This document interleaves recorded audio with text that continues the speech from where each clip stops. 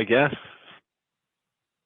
I guess for me, I think the big thing is that a lot of people don't recognize wellness being multifaceted, Yeah. and they see it in how they feel or how they look, and there's like always an objective measure or how much money they have, and that always induces comparison. And so you're never enough, you're always chasing. And at the same time, yeah, you can kick some ass, you can have like a lot of success in wellness, you can have a lot of success financially, but then you start having different, energy drains or energy leaks in the other areas of wellness that you've completely neglected. Like for me, Sometimes you don't even creative notice. wellness is, what do you say? And sometimes you don't even notice those. You just Oh, like feel exactly, because you're tired or so burnt out. And you're focused. like, why? Like I'm doing all the things I need to do. And it's like, no, you're not. Like you're missing all this. Yeah, exactly. And then well, because that's the thing. Like then people go off of, I only have like 3 or 4 tools to use to, navigate life's difficulties. So, but those all come from that area of wellness rather than, hey, take a day off, be creative, write, journal, meditate, whatever, Whatever you do. run, exercise, weight lift. Yeah. Um, and without those outlets, then you're just in this circle over and over and again, and you'll never leave that loop. And that's really why I want to put awareness on wellness and show people that it is multifaceted, and grab tools from experts and different products for wellness hacks, because it isn't just physical fitness and that's it. So I feel like that's what I chased for the longest time, especially in college. Yeah, yeah, no, I agree. I think, you hit the nail on the head. I think a lot of people don't think about all the other areas and actually don't recognize the importance of those other areas. Maybe you think like, I don't really care about religion or spirituality, so I don't need it, and you just cut that whole thing out. And then you don't realize that like taking 15 minutes to, meditate or just, have some self-reflection, self-thought, and you can even do that while you do like cardio or something like that, like can be so Yeah. beneficial and add so much to your life. And you're writing it off as like, well, I don't worry about it, or you write off all of intellectual wellness because you're like, well, I don't like to read, and it's like, dude, there's so much out there. All you got to do is just go for Yeah. it. Oh, exactly. Well, because that reminds me. So my cousin, super smart dude.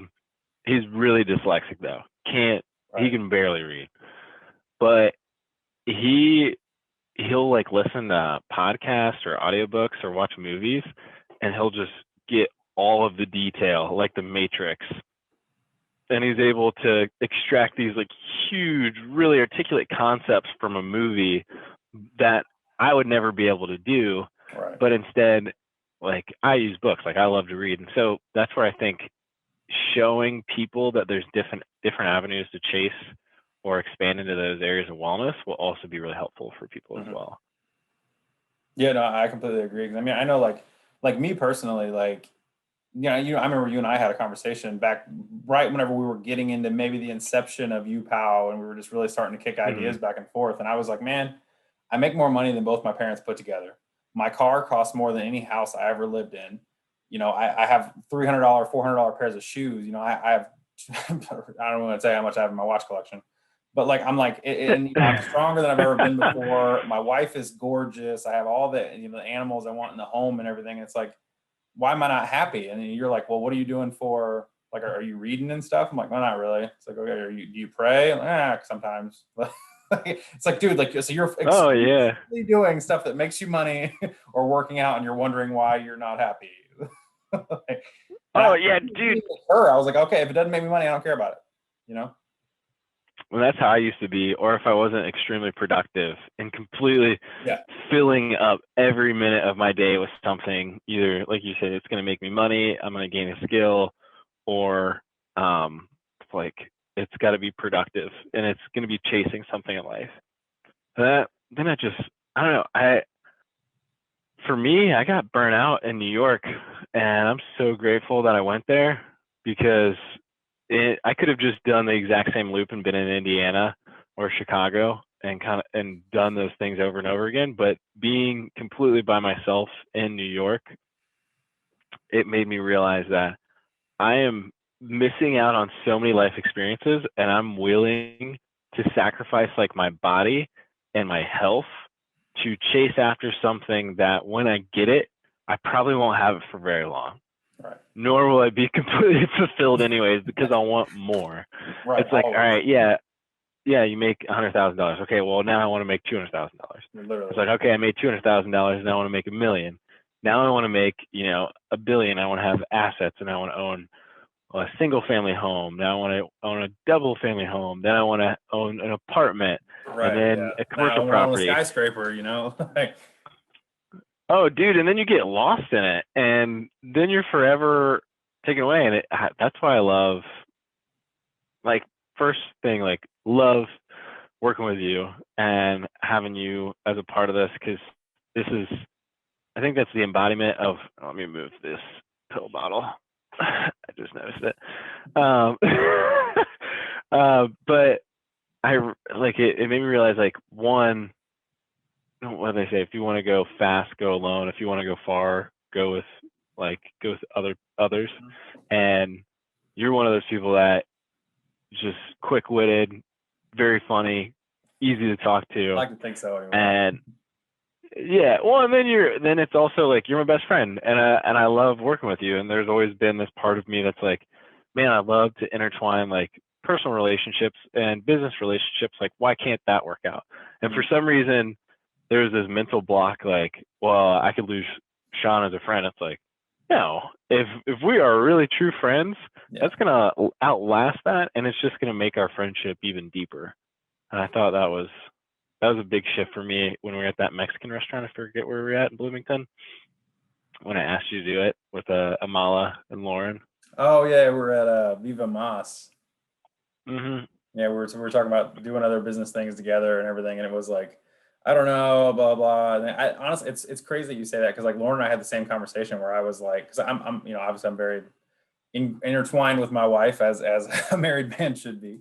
Yeah. But it was one of those things where I was like, man, I don't know. Like, Austin is worth so much to me as a friend. Like, I don't know that I want to get into business with a friend, And she's like, if there are two people who are going to work together and mesh well and actually like build something and make something of it and actually be able to like do what they set out to do, it's you two. So like, you should really like, if she put it to me this way, she said, if you don't do this with Austin, you're going to wish you had. And I was like, well, I don't want to live regrets. Oh, yeah, that's good. And my wife challenges me every day. Well, that's good. It's good to have a partner like that. Because I mean, we know what we're capable of, and it's like, obviously we're nice and we're understanding everything else too, but it's like, if we sit down at the end of the week and we're like, man, I really wish I would have done that. It's like, all right, well, we need to be better about that. We need to do that this time, So we really do kind of work on each other to help us level up, Yeah, that's awesome. She's like super supportive of everything you do too. Yeah. And that's awesome to have a partner like that. It's not always the case. Yeah. I mean, you can find some bad ones, that like, and the crazy part is like a lot of relationships can start off very supportive and helpful and everything, and then they can just turn really fast too, So it's good to know that 5 years later, we're still, and I won't say we're perfect. We definitely 5 years. Yeah, right. That's crazy. I almost feel like it's like 3. That's so long ago. Yeah, I still remember the first day I met her, honestly, like vividly in my mind, like it was like yesterday.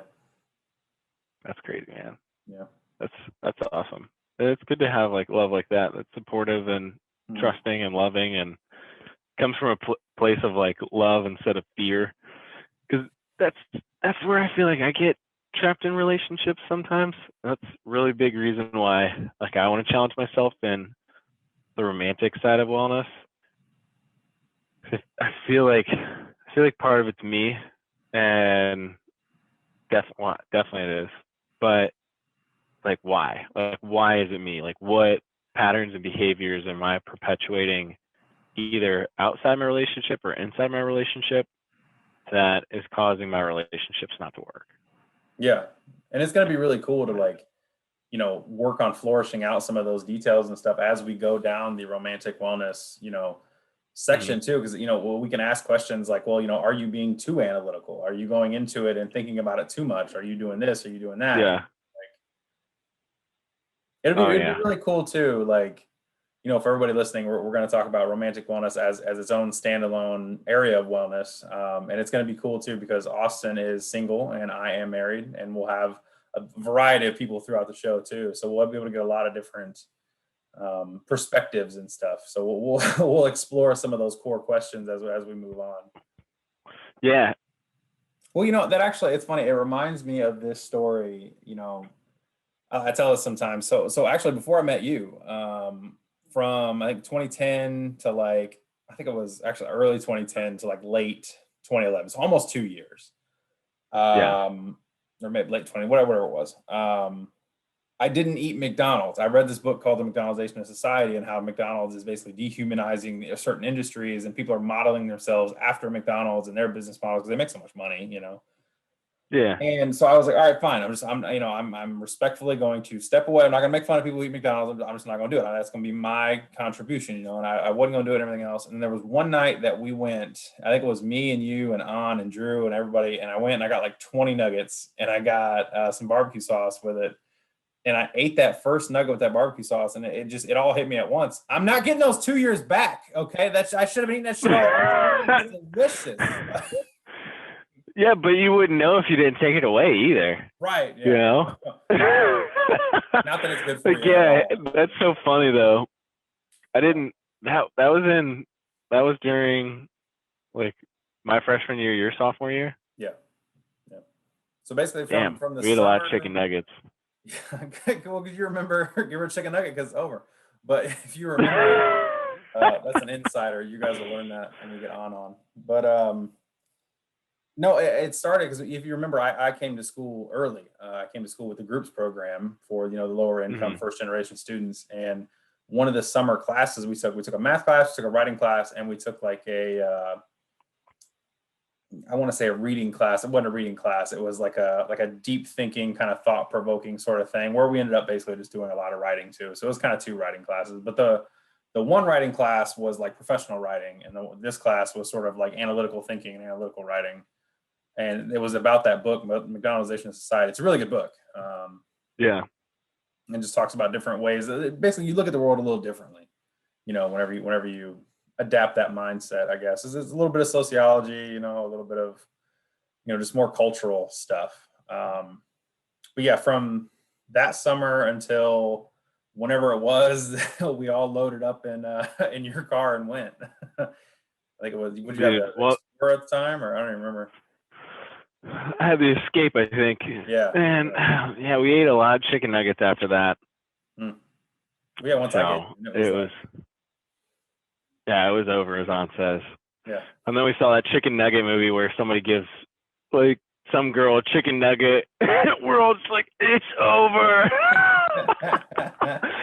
Just losing our minds. That was ridiculous. So funny. I'm very passionate about this. Simply for the fact that I don't think people understand the sort of the multifaceted nature, and also don't understand that it's not just going to happen, like success and making money and doing that sort of stuff can kind of just happen. I mean, you obviously have to work at it, but just because you're making more money and just because you're doing these other things doesn't mean you're going to just have total wellness. I mean, it's the idea of I have wellness in this area, but I'm not completely well. My pursuit of wellness is just, it's very one-sided. And, again, maybe you don't even recognize that other side, because I know I certainly didn't. So the idea of being able to sort of, again, motivate, inspire, inform everyone else on the same subject, sort of the same way that, you and I have had this, level of realization, I think is very important to me, at least. Yeah. Well, I think too, it's just a constant journey. It's never something that's going to end completely. And there's nothing that you need to completely attain. It's something that's ongoing. And that's why I love our name is Your Pursuit of Wellness, because it's not somebody else's that you're supposed to follow. It's yours, and it's all your own to continue to strive and chase after. Yeah, I agree. I mean, definitely it's this journey, and it's this pursuit, and it's, it's something that you need to kind of have at the forefront of what you're doing. And, it's incredible how much other stuff falls into place whenever you have more of this complete wellness, and it's a little more, things are a little more balanced in your life, you know? Yeah. Oh, you can feel it too. Because then even like your mental state, like you're not anxious, you're not depressed. There's this place of fulfillment and love that you can continue to go to, that you don't feel like you're constantly lacking. And when you're chasing after something, like I even remember when I was doing the bodybuilding competition, Mhm. that was the best I've ever looked. And even compared to like most of the people in the gym, like I looked really, really good. But for me to look at myself in the mirror was like, that's not good enough. That's not good enough. That's not good enough. That's not good enough. This needs to change. That needs to change. And there wasn't a place of appreciation. There was just a place of not good enough. And this needs to be better. That just wears you out, man. Mm. I guess, Constant do we state. go to the PowerPoint, or I was going to ask Terrible. you, like, what's your next pursuit? Like, what are you going after next? I've sort of got two. So I've got the, you know, dare I say, the same damn pursuit I've always been on. Just a little bit differently though, you know, because you know, the pursuit of, you know, being in shape and getting to a position where I'm happy with myself and with my, you know, my own performance and, you know, look and everything, you know, and, you know, the physical wellness Yeah. side of things, but looking at it through a new lens of like, you know, I am going to be 30 next year, you know, so I'm getting a Oh, little wow. older. Don't say, oh, wow. That's not funny. That's crazy, man. Dude, I feel like I'm still 23 sometimes. Yeah, no, I literally like I have to ask people like, they're like, how old are you? And I'm like, I was born in 91. I know, you got to do the math. You're like, 28, 27, Yeah, something like that. 30. Yeah. How old am I again? Yeah. But yeah, sort of, you know, getting back into that and like understanding, like, you know, I've got some injuries too from years of just battering my body and just trying to lift as much as I Mm-hmm. possibly can. And I mean, it's just all those stupid workouts that we did. I mean, a lot of them together even, you know, and just Oh, yeah. like, you know, my back's messed up, your back's messed up. You know, my blood work is all over the place now from, you know, because I really like, when I hurt my back, I basically had to walk away from bodybuilding for a little bit, you know, and sort of explore other things and just trying to lift and stuff. And, you know, now I'm getting to a position where like my back feels a little better and, you know, I can lift the way I want to and actually, you know, enjoy it and Mm-hmm. everything else. And, you know, now I have the hernia that I'm going to have to get fixed. And, you know, I mean, there's nothing off in my blood work by any means. I'm not saying I have any like health issues. I just, you know, I'm always, again, it's part of this pursuit of like, I know my blood work is where it is and it can be better, you know? Mm-hmm. So just kind of going on that and then looking at it from the standpoint of health and the standpoint of, you know, the next 10 years as opposed to, you know, the next 10 weeks for this bodybuilding show that we're going to diet for, you know, and sort of looking at it a different lens. And, you know, don't get me wrong, bodybuilding will always be a big part of it just because like, that's how I enjoy to lift, you know, that's how I enjoy working out. Yeah. I like having structure. I like having, you know, that meal structure, that workout structure, that sleep structure, that cardio structure. It allows me to be grounded. You know, a lot of people don't like it. A lot of people like to just walk in the gym and do whatever they want, but that's just kind of how I do it. And so like going through sort of this period of rebirth between like I'm a hardcore bodybuilder trying to compete and now becoming like, okay, I'm trying to be in shape. I'm trying to be happy with how I look, happy with my workouts and everything else. And then everything else kind of just doesn't matter, you know? Yeah. So I guess like if you had to really like pinpoint kind of your next step or your next journey, is that into more physical wellness overall and feeling good, looking good, and just not having the aches and pains of, you know, back pain or hernias or anything else. Well, it's a little bit of both, you know, it's, you know, I like if I'm pain free, but I can only bench press 135 pounds, I'm not going to be happy, you know? And if I can bench Mm-hmm. press 500 pounds, but it's crippling pain every time I stand up, then I'm also not going to be happy, you know? So it's almost finding that fulcrum point in the balance beam of like, where can I be to where I am happy in these different facets and these different goals that I have, you know? So Yeah.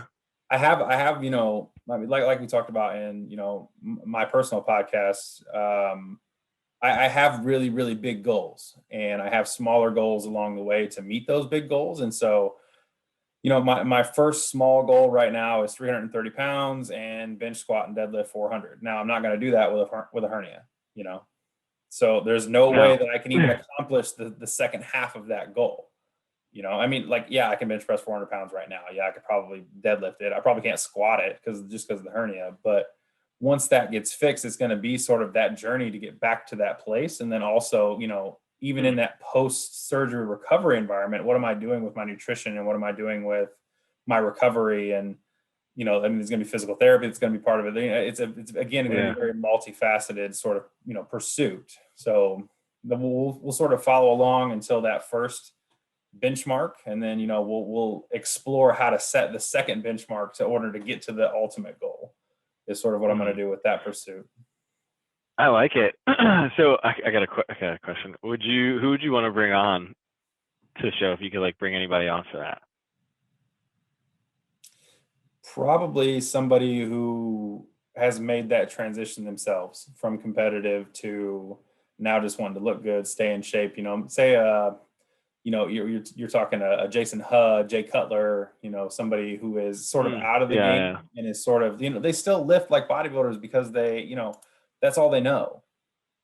So it's be interesting to see somebody who's already at that ultimate goal of what I have now of, getting out of the game, but now they're healthy, they feel good, and they still enjoy everything that they're doing, Well, that's a hard part because some of the stuff, it's like an unlearning of your identity because it's like lifting weights. I've done that since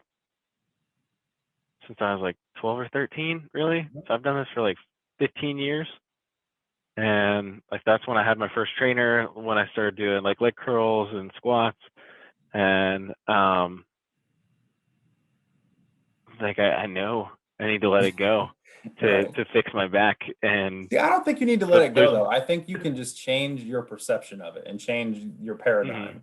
Like you don't have to be a ripped 280-pound monster. Like you can still be happy and content with your physique and do lighter poundages. It's gonna be a little easier on your joints and take more health supplements rather than like stuff just to make you grow.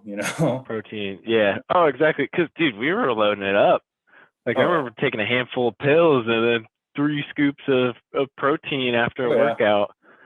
Yeah. Or being drunk and taking some casein before you go to bed. But it was just crazy the amount of like stuff that we asked our bodies to do. Here's all this food, process all this. Here's all these supplements. Make sure that you utilize all that too. Oh, and I'm also going to put you through a workout until you want to die and throw up. And then I'm going to sleep like an hour and a half. And then I'm going to get up the next day and do it all again. And you better be okay with it. And it's like my kidneys are looking at me like, bro, am I a joke to you? Yeah. What do you expect me to do? Everything here? You're going to give me a break at all? Could you just drink some water instead of that Diet Coke? Literally. How much caffeine do we have today? A gram? I'm not going to sleep. Come on. Yeah. Oh, dude, I remember that. Taking like fat burners to work and just be in class too. Man, it was crazy. Yeah. So that's my first pursuit. I think obviously it's a pursuit I've been working on for a long time, but I think I've been sort of spinning my wheels, and I think a lot of people were probably in the same places as me, really, even up to 2 weeks ago, where I do this because this is what I've always done, and I'm happy doing it and everything else, but I'm not really getting anywhere, and the pain is still there, and I'm not getting stronger, and I'm not getting leaner, and all this other stuff. So it takes a little bit of self-reflection, a little bit of self-actualization in order to set those different goals and whatnot. But I'm actually really excited to sort of talk about that transition and talk about, because I don't even think I'm still fully there. I still going to the gym, and I still have to like resist putting the pin down or picking up the even bigger dumbbells, and I'm like, okay, let's take a break. Let's just do some more reps. Like, calm down. It's gonna be okay. Yeah, I know. Because that's your identity. It's like you want to lift more weight, and that's part of you that you have to. I'm not. I guess like letting go is the best word I can think of, but there's probably a better word for it. Otherwise, like we just go back to the same patterns that we have, kind of like my relationships too. Like I'm used to being a certain way in a relationship, and that's what a relationship means to me. So how can I shift that paradigm, like as you're talking about? And yeah, some things may stay the same, but how can I shift my mentality and the way I view it to ultimately create a different space for me to be in, rather than just be the same person that I was last time and perpetuating those patterns. So Yeah, and that can be difficult to I'm do. looking forward to it. Yeah. Oh, it is. It's tough. Yeah. I guess I'm really looking forward to just each area of wellness and picking up knowledge and seeing where we go from there too.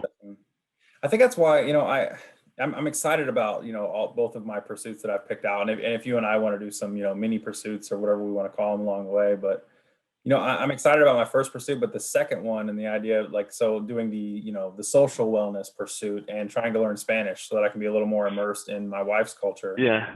I am really excited about that too, because it's just like you said, it's the idea that you can learn and you can kind of grow along the way. And, I'm I'm a white dude who grew up in the hood, and, I know my culture and I know my family's culture. And I mean, you can call it ghetto, you can call it whatever you want to call it. I don't think we're ghetto.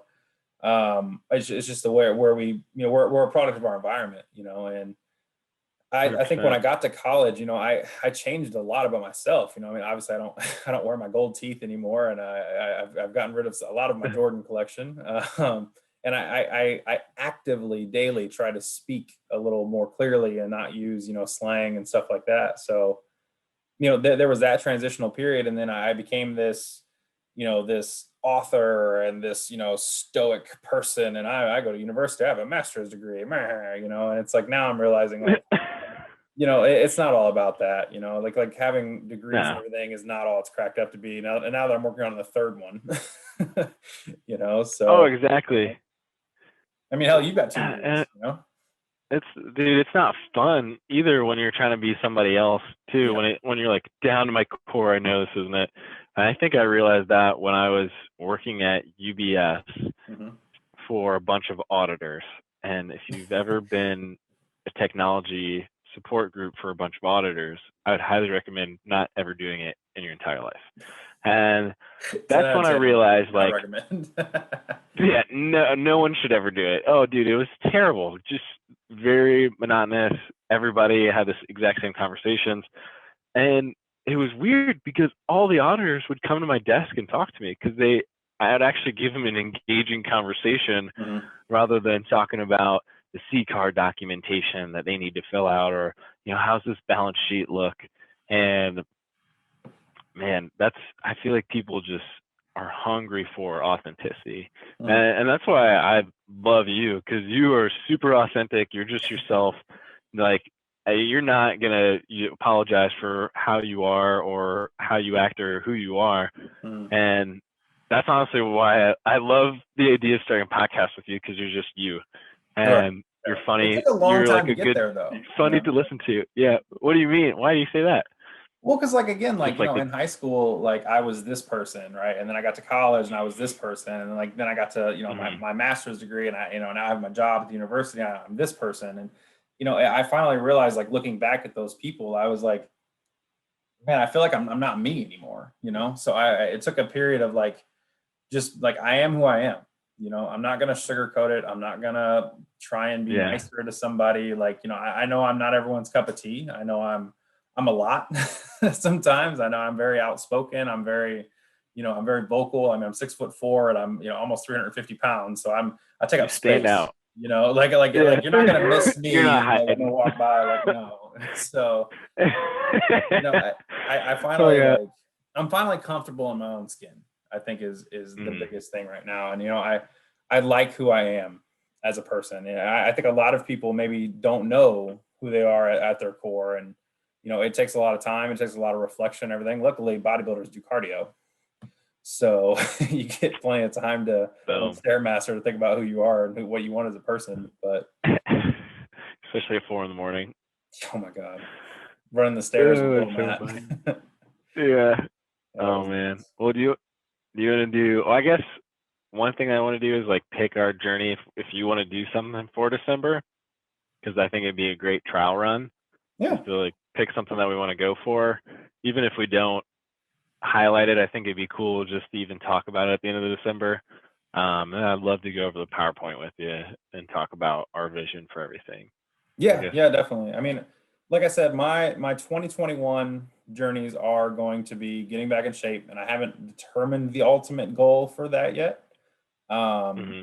But there will be certainly. I have several smaller goals. I just don't know how far I want to take it because, again, like if I take it all the way to where I want, I'm going to end up back where I was, you know, trying to bodybuild and stuff, and I don't want to do that. So we're still kind of working on that one. But the social aspect is I do want to learn Spanish and be able to speak it conversationally fluent enough to actually have a conversation and an interview in Spanish with a couple of people, you know, maybe from my family in Miami now, you know, Caesar and his wife Jen and Lauren's abuela Onilda, and you know, just kind of go down and immerse in that culture and sort of, you know, see what we can learn from those other cultures in their own language, you know, because again, like last time I went to Miami, there was such a barrier, you know, where like you walk into the market and the guy behind the counter does not speak English, like just none. And I'm asking him, man, you got a piece of gum? And he's looking at me like, okay. You want to bite my finger? Is that what you said? Me and this guy for minutes, we're trying to figure out gum. And Lauren comes around the corner and goes, Chicle? And I'm like, you know what a gum was the whole time? Goddamn. It's like, why couldn't you help me out? You just let me struggle like that? That's so funny. Funny tidbit to that story. The guy had a pet squirrel in a cage behind the counter, and she was like enamored with that. So oh my God. I'll tell that story later. Don't worry. All right. I was like, why? I have so many questions. Why? Yeah, but those are my why two. Miami? That's a crazy story. But those are my two, my big pursuits for 2021. The health side of things, and again, like just being transparent with it too. Going through my blood work, going through the recovery process, going through physical therapy, and all that stuff, and you know, laying out how I do my training plans and everything. And then the social aspect of it, and really just trying to immerse into, you know, the Cuban culture specifically because it's my wife's culture. Yeah. What about an area of wellness that you're not super strong in? Because I feel like you're strong in both of those areas. Yeah, a little bit. I might be aiming for some low hanging fruit with those two. I was like, because I'm looking at mine, and I'm the exact same way. I picked physical, professional, and financial. Right. And those are all things that I'm like pretty good at. Like financial, yes, I need a lot of work, but physical and professional are two things that I've had a lot of success in. And like I realized that like I need to choose creative or relationship. Or romantic. I mean, we both said we have no idea where to go with creative, so it can literally be start to finish from we have no fucking idea to okay, this is what we did. You know, we're both gonna. That's our goal. Yeah. We're gonna find our goal for creative. That's our goal. That's it. No. That's a good one. Let's do at the end of this month. At the end of next month, we'll both have a goal for creative. Yeah. Let's do that. Yeah, I think that one's an easy one, and that one's doable. Yeah, and it's cool too because, like, you know, a lot of times, like maybe you don't know how to get into, you know, the intellectual wellness side. You don't know how to get into the spiritual wellness, the romantic wellness, and like you don't even know where to start. And so, like, we're in the same spot. Yeah. We have no idea where to start with creative wellness. We know it's important. We know it's something that we need to work on. We have no idea how to get it. It's like, so we can kind of chronicle how we do. Yeah. Do I just start finger painting everything? Is that creative? Oh yeah, exactly. I got a whiteboard. I'll just pull that over. Oh yeah, I'll just draw sunflowers and shit. You know. I'm marking this down. Creative. There you go. Let's do it.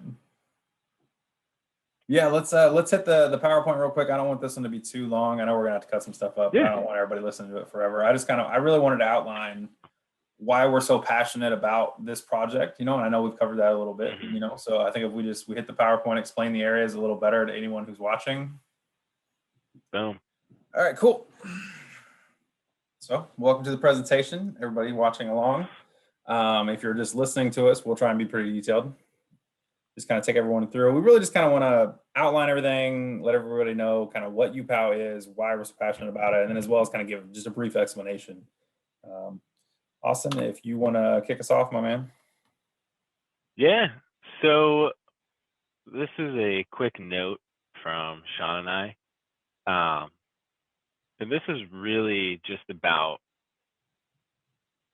wellness being multifaceted, and also realizing that chasing fulfillment in one area of wellness causes leaks ultimately in the end. And so what we're looking to do is expand into all 8 areas of wellness. And because you can be, kind of like it talks here, you can be someone with a 6-pack and be unhappy, or you could be a successful CEO making millions of dollars and still feel unsuccessful. So just because you're successful in one area of wellness does not equate to total wellness. Basically, and really just kind of like the note that we're trying to leave here is, one, we want to really raise awareness around wellness. So then that way people realize that it's more than just one facet of just how you feel or how you look. And then also we want to really bring a community of people together who are looking to change not only their lives and their wellness, but also the world. So this is just like a quick note from us. But Shawn, if there's anything else you want to add before we go into the other areas of wellness. Yeah, I just wanted to add, I think changing the perception of wellness too, because if you're one of those people where you're like, wellness, happiness, Yeah. whatever, I'm a man's man, I don't care about this stuff. It's like, no, like seriously, it applies into just about every area, everything you do, and absolutely everyone's life. I mean, if you have any type of goals or aspirations or anything like that, which everyone should, and really just finding out that there are other people who are like you. There are other people who have the same values as you, and there are other people who have completely different and opposing ideas and everything else too, but they can still bring, value to your life, and creating this, like you said, community of open-minded and forward-thinking people who are just dedicated to getting better in all aspects. Oh yeah, exactly. I love it. Yeah. Changing the world one day at a time. Yeah, I think just to roll into this one, I can take this one, Austin. We believe here, here at uPOW, there are 8 areas of wellness, and really kind of just to be totally encompassing, and it's not just those 8 areas. It's how you feel about them too, because like Austin talked about before, like you can be just absolutely fitness model shredded, like just look amazing top to bottom, model quality looks. And you can still be like, bro, I do not want to eat this chicken with this spinach leaves, dipping my fork in ranch dressing. Austin did that. I did that. You can be totally unhappy still, So we really, we look at physical wellness, and we're going to explain these a little bit more in depth, but intellectual, professional, social, financial, spiritual, romantic, and creative are the areas that we have come up with that we believe represent the multifaceted nature of wellness. And we're not saying that it's only those 8 and it'll only ever be those 8, on this, because we're on a journey too, so as we go through this journey, we could identify 9 and 10 and 11, or maybe we realize, okay, actually 2 of these are kind of the same now that we've explored it. We're going to be learning and going on this journey with everyone. Yeah. And kind of like to say something as well, is emotion is an area of wellness, but it's tied into all of these. Yeah. So I think that is like an area of wellness that we recognize, but emotion can tie into physical, intellectual, professional, social, financial, spiritual, romantic, creative. And that is almost the measure of your like expansion into wellness. Yeah. So I just want to make that quick note before we dive into physical. Yeah, definitely. Yeah. Go ahead, dive into it. Cool. So basically physical wellness. Yeah, Shawn is going to talk a lot about this, and I think it's great because he's got a lot of knowledge in it, and he's been my coach for physical wellness, and really helping me expand into weightlifting, understanding my own diet and cardio itself. So I think if we're going to talk about physical wellness, it's not just how you look, it's not just about your body, but it's going to include things like sleep, it's going to include things like diet, it's going to include things even like stress. So it's really multifaceted, and I think the great part about physical wellness is that you are the one that can choose where those subcategories go. So there are going to be different subject matter experts that you might not feel like you connect to. There might be somebody that we're going to bring on that talks about yoga. There might be somebody that's a professional bodybuilder that's going to talk about bodybuilding. So these different training methodologies, we're not telling you to do one in particular or doing a different diet or a lifestyle or using particular supplements or a sleep schedule. These are just different tools to help you expand into physical wellness itself. So what works for you? Not every person that we're going to bring on to this is going to really work well for you, and some of the different product reviews and supplements are going to work well. Like for me, I really want to get my gut health down and figure out what is wrong with my body, because I believe that I had hyperinsulinemia for all my life, but now looking back at it, it looks like it could be a gluten intolerance. So what's the right path for me to go down in terms of these diets? And then what training methodologies can I do on top of that? So that's really it for physical wellness, unless Shawn, you want to add anything real quick? Yeah, I was just going to say, in addition to the different training methodologies and everything else, we will literally run the gauntlet from like, I am completely sedentary, I barely get off the couch, all the way to the top tier, like 1% of 1% on 9 different anabolic steroids competitive, athlete. So there will be something for everybody in this area. And we do recognize that not everyone can go out and do 100 push-ups straight. Maybe you could do one and that's your first goal, and then we can build on that. So it really is going to be very expansive in this area. And, with one other thing, I do want to say that, Austin and I are both not physicians. So we're, if we do put out any information or anything else, it is from our knowledge, our experience. We're not prescribing anything for your health. We do recommend that you have any problems, you definitely see your doctor and get blood work done regularly. Yeah, definitely. Good point. Yeah.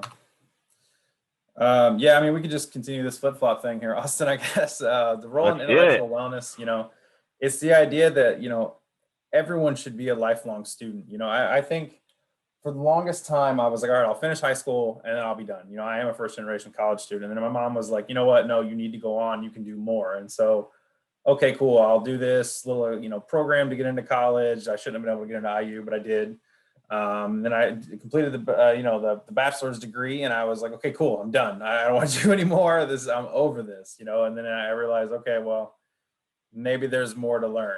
And then I started my master's and now I'm doing an MBA and I have multiple certifications and I read every day and I'm trying to learn new things. And, you don't have to be like me and you don't have to be constantly seeking formal education at every single turn. You can do things a different way and you can still learn things that are new without it being like formal, sit down, read the book, and I think that's why it's awesome that Austin and I are doing this together, because he's not the formal education guy. I mean, he has a master's degree for sure, but Austin, you learn more on the job and more, through your work.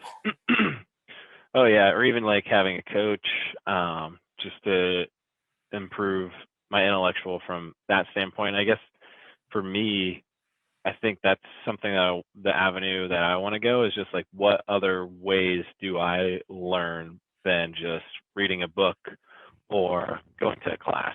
Like, how can I improve my intellectual wellness in those areas in a different way? Yeah.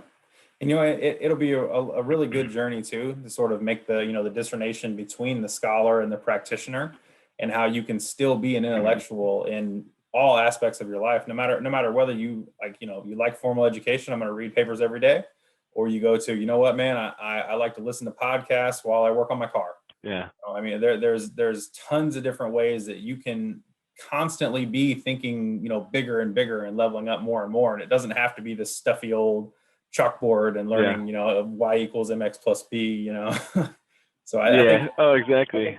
Yeah. It's not just, it's not just what to learn. It's, how can you go about it? It's how can you, tips and tricks for learning and kind of making it more fun. It doesn't have to be stuffy. And I think that's the biggest thing that we're trying to get across here in this pursuit.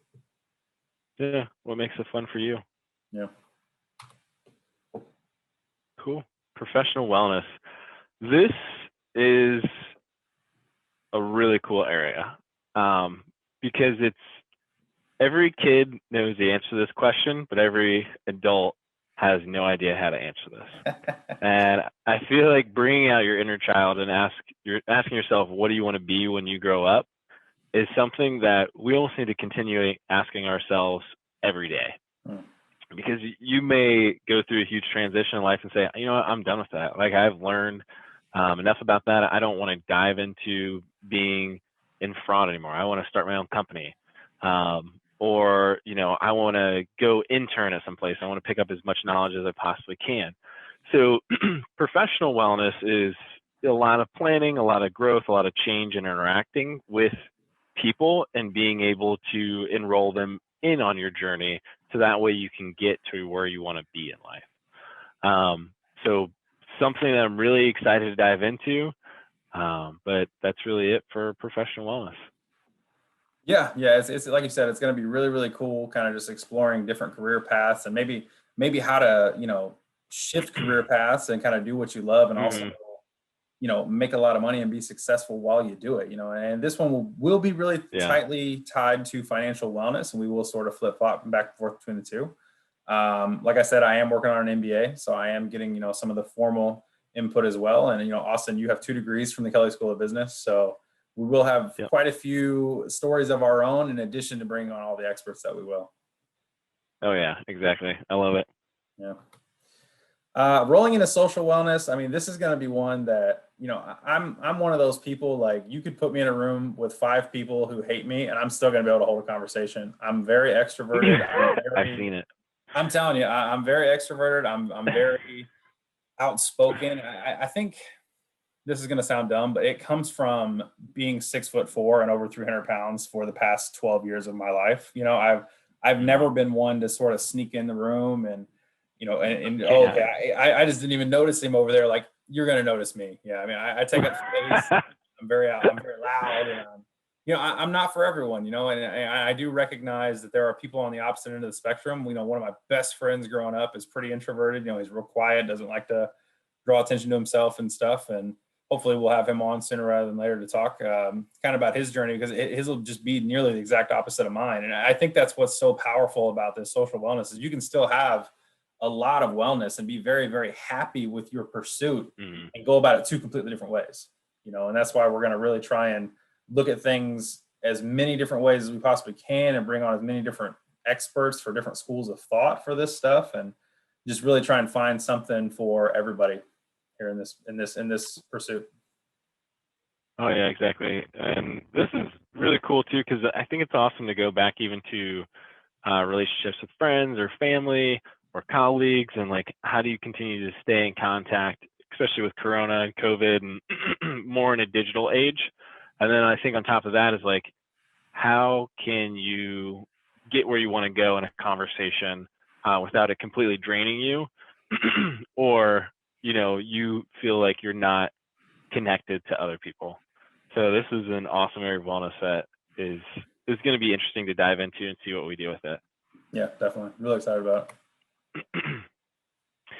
Cool. Financial wellness. Money is something, there's a lot of ways that you can talk about money. You know, people say that it's not real, it's a construct, it's an energy, it's the root of all evil, it's a resource, it's something that's a lot of fun. You know, everybody has a price, and it's something that people don't want to talk about. And I think this is an area to really get people to put awareness and open up to have those conversations. So this could even be anything with planning. This could be getting more income, cutting costs, talking about finance, even with your partner or in relationships or with other people. You know, how can you improve your credit score? I think those are all things that I'd love to dive into with financial wellness. And I think we can help you make sense of the dollars that are coming in and the best way to spend them going out. Yeah. I would totally agree. This is an area it's very close to my heart, because, you know, I was so motivated by my financial wellness my entire life. I was like, if it didn't make me money, I just didn't put any time into it. I was like, nope, I don't care. You know, like with bodybuilding and, you know, all the other stuff, it was like, cool, I'm either at the gym or I'm trying to work and make money or I'm in school. And like, I mean, yeah, we go to the bar sometimes, but you know, again, if it didn't make money, I didn't really care. And Yeah. it's, you know, as I've gotten a little bit older and as I've sort of, you know, gotten into the realm that I work in and actually taking some more formal classes on, you know, financial planning and business, you know, you kind of start to realize like, man, is this always the same? like always, like I'm always going to want more. Like, you know, kind of awesome. Oh, it's terrible. It's like, oh, I made 100. Okay. Now I want to make 1,000. Now I want to make a million. Now I want to make a billion. It's like, it builds on itself, and it can, I Yeah. think money can become the root of all evil, you know, in some people's lives, it certainly is. And I think having, you know, a better understanding about the, you know, the nature of it will always put you in a better position in financial wellness. And so that's why I'm definitely really excited Yeah. to go on this journey and sort of, you know, talk about some of the misconceptions and everything with financial wellness too. Cause I know like me, you know, I didn't have any idea what to do with money until I got money, you know, and then once you have some money, you're like, oh wow, am I supposed to like save this, invest this? Am I supposed to spend this? What do I do with it? So Well, it's great because it's like your relationship with it, and how yeah, can you improve your relationship with money? definitely. Yeah. And then rolling right into spiritual wellness. You know, spiritual wellness is one of those things I think a lot of people think they can just get by without. You know, it's one of those areas where it's like, I don't believe in anything, so I don't need to pray or anything. And it's like, cool, man, you can not believe in anything all you want, you know, but I still think it is very powerful to have a sense of yourself and have a sense of, you know, being in tune with yourself and your inner, you know, you can call it your chi, you can call it your energy, you can call it your star player in the mirror, you know, you can call it whatever you want, you know, but being able to reflect and be self-aware and understand, you know, kind of where you fit in this world and being okay with your position in the world and being able to set goals and stuff, I think all stems from this area. And Mm. so that's why we thought it was you know, strong enough to be its own area of wellness and, you know, big enough to where we can have a lot of experts come on and look at, you know, the differing opinions of a lot of stuff too, you know, because there's everyone who's ever diehard about a religion thinks theirs is right 100%. If you don't believe them, you're wrong. And so I think we're here to sort of flourish out some of those, you know, details and look at, you know, belief A, belief B, belief C, and kind of see where you can fit and maybe help people along the journey of figuring out, you know, what do I believe in, you know? Yeah. There's a lot to look at too, and I think you said it the best. It's just your connection to yourself. Mm. And what makes you feel most connected. Yeah, definitely. All right, romantic wellness. It's fitting you got this one. We got Tinder, we got STDs, we got dating, we got marriage, we got sex, we got porn, all the hot topics. So I think this one's going to be interesting to dive into.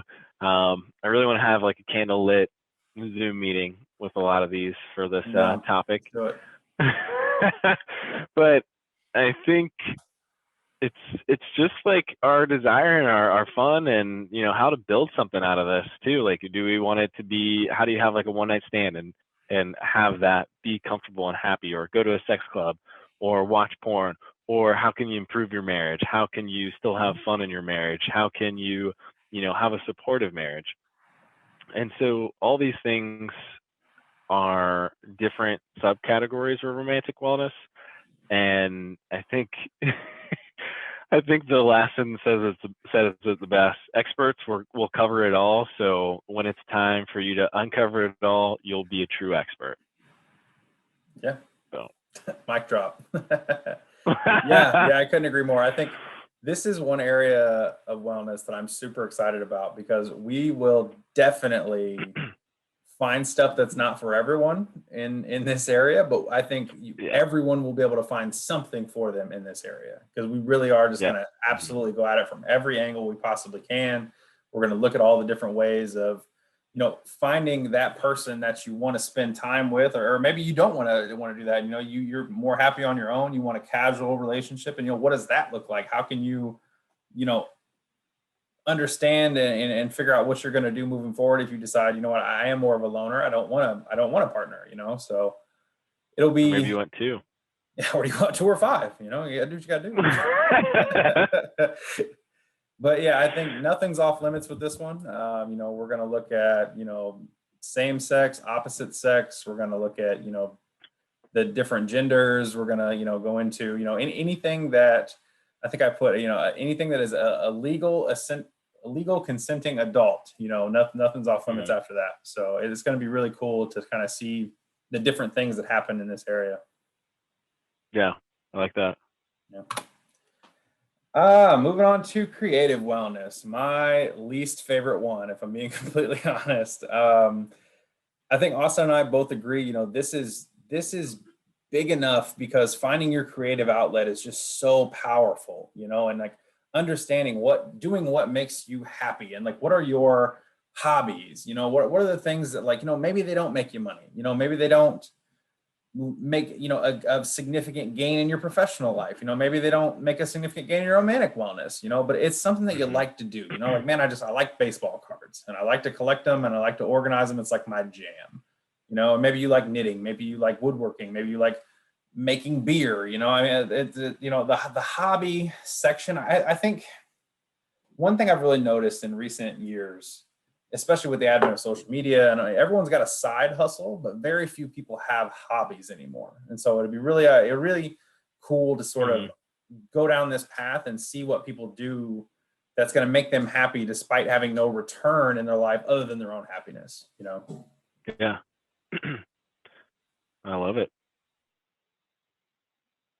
I got nothing to add on that one. I think creative is something that like Shawn and I are going to really expand into and dive into as well. And I'm excited to see what we both choose at the end of the month. All right. So at uPOW, we're on a mission to motivate, inspire, and inform people on a journey of self-fulfillment, bringing awareness to the multifaceted nature of wellness with support of renowned experts and encouraging community and tried and true products. I really feel like this mission statement incorporates everything that we want to do, from product reviews to bringing on experts for a podcast, but ultimately having community of accountable and engaging people to not only just make change in our own lives, but make change in the world itself. There's a lot of ways that we can go with this, but I think initially, like, what we want to do first is bring on a lot of experts to raise awareness around wellness. And then the second thing is, what tools or hacks or products can those experts point us to try out for our own community? So then that way, our community isn't blindsided by an advertisement or a sponsorship, but they understand why we're promoting this product and we're giving an unbiased review. So if it works for us, which it may or may not, or maybe it works for Shawn, or maybe it only works for me, now our audience can look at it and say, do I want to try that or not? So I think it's pretty cool from a product review standpoint. How can we really enable our own customer base?